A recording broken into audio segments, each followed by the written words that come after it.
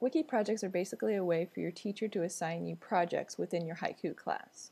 Those projects can be collaborative, so that you can be creating sites with the entire class or with a group of classmates, or they can be individual, so that you can create your own website. So here's how you do that. I'm logged into the Haiku class called Around the World in 80 Days, and I'm a student named I'm a Student, and my teacher's assigned 3 different wiki projects, and those are all at the top of the page. So there's our class trip, where have you been, and what did you do this summer. I'm going to create my wiki project for where have you been, because it's a personal project. I'm supposed to post photos, write a story, and find a video. So I'm going to go ahead and click View Projects, and that's going to get me going creating my wiki site. So the small window opens and I see the details of the wiki project. So it's personal, meaning I'm the only one who gets to work on it. It's not due at any particular time, but it's worth 100 points. And here's what my teacher wants me to do. I'm ready to go, so I'm going to start my wiki project by clicking the link.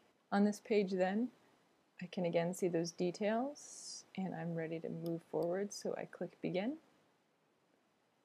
So this is my wiki project, and to actually work on it, I need to switch to edit mode.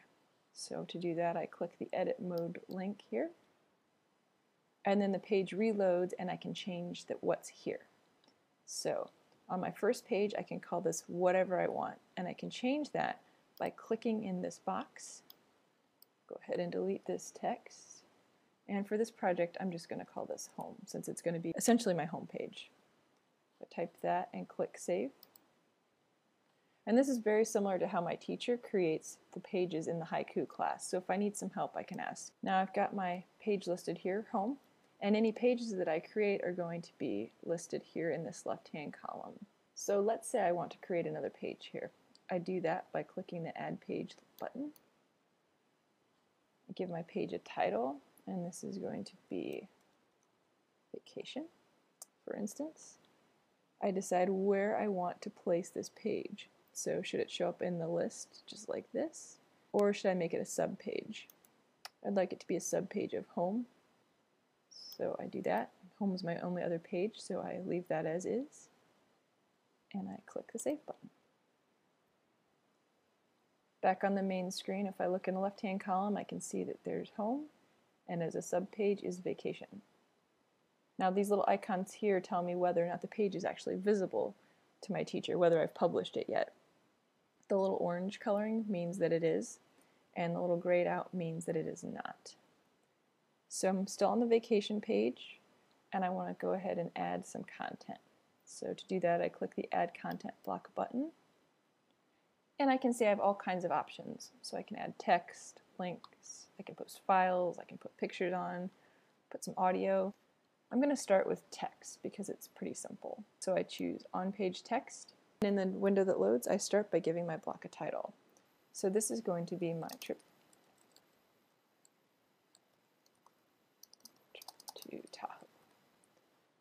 I'm going to type here. If I've already written it in another document, I could paste that here too.